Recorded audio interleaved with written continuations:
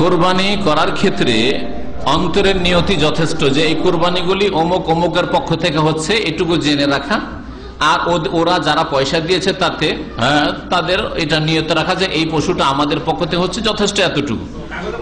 হ্যাঁ, তবে কেউ যদি উচ্চারণ করে যে আল্লাহ, যেমন নবী সাল্লাল্লাহু আলাইহি ওয়াসাল্লাম আল্লাহ এটা আমার পক্ষ থেকে কবুল করো আর আমার বংশধরের পক্ষ থেকে কবুল করো, ওই রকমই কেউ যদি বলে আল্লাহুম্মা তাকাব্বাল হাযা, আল্লাহ এটা কবুল করো আমার পক্ষ থেকে, মিন্নি আমিন আমিনুল ইসলাম, আমিন হাবিবুর রহমান, আমিন রাশেদ, আমিন আব্দুল আজিজ।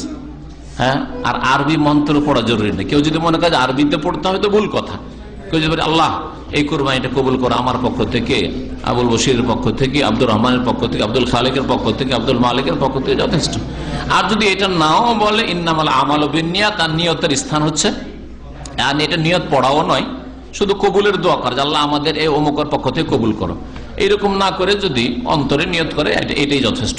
বিসমিল্লাহ আল্লাহু আকবার বলে জবাই করবে, যথেষ্ট ইনশাআল্লাহ। কিছু বানানো দোয়া আছে জয়ীফ, আল্লাহ তাকাব্বাল হাযা মিন্নি কামা তাকাব্বালতা মিন খলিলিকা ইব্রাহিম, এরকম আছে। আল্লাহ আমার তরফ থেকে কবুল করো যেমন তুমি ইব্রাহিম খলিলুল্লাহ কুরবানি কবুল করেছো, এগুলি জাল কথা, এগুলি সহিহ হাদিসে নেই। ওই রকম দোয়া বিসমিল্লাহ আল্লাহ তাকাব্বাল হাযা মিন্নি বলেন, আল্লাহ আমার পক্ষ থেকে কবুল করো, আমার পরিবারের কবুল করো। একটা কোরবানি যদি আপনি আপনার পরিবারের জন্য করেন তো ওইভাবে বলতে সমস্যা নেই। যেসব মুসলিমদের আকীদা সম্পর্কে জানি না, আসল হচ্ছে যে তারা মুসলিম আমাদের কাছে, প্রত্যেকের খতিয়ে খতিয়ে দেখতে না, ভাই এই ভাইটা নতুন এসছে, আর আমার জন্য জরুরি নয় যে ভাই এর আকীদায় সুফিবাদ আছে নাকি, শিরক আছে নাকি, বেদাত আছে নাকি, নাওয়াইতো আছে নাকি, কোনো প্রয়োজন করেন। আসল হচ্ছে যে তিনি মুসলিম যখন, তখন সে সহি আকীদার লোক।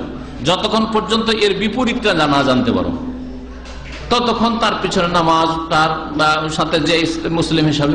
কিন্তু যখন জানবো যে না ভাই নাস্তিক, না ভাই গৌসুল আজমের কাছে মদত চাই, জিলানি বাবার কাছে, খাজা বাবার ভক্ত, ওর কাছে মনে করে যে পাওয়া যায়, তখন তা এর পিছনে নামাজ হবে না, তখন বলবো।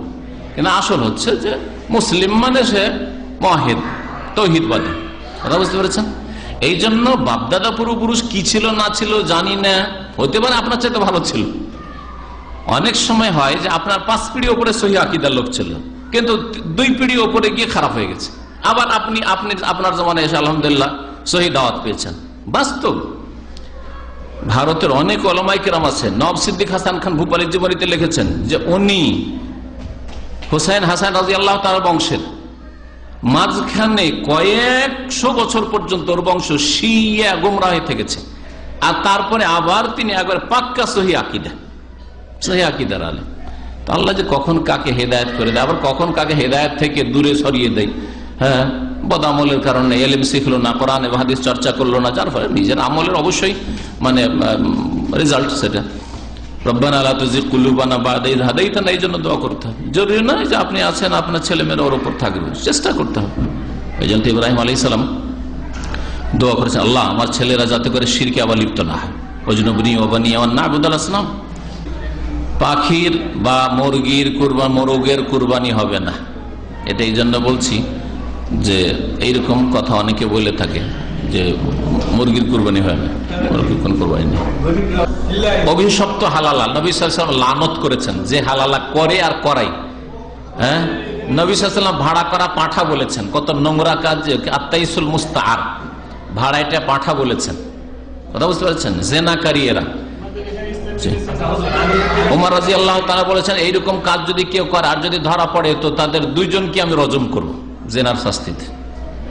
আমার 1 ঘন্টার আলোচনা আছে, শুনে নেবেন, অভিশপ্ত হবে যাবে। কিন্তু উত্তম হচ্ছে সবটা থেকে একটু একটু করে খাওয়া, কিছু দেওয়া। আগামীকালকে যদি জুমার পর আসেন তো ওই বিষয়টা আলোচনা করবো, ছিল সামনে কিন্তু সময়ের অভাবে আজকে আলোচনা করলাম।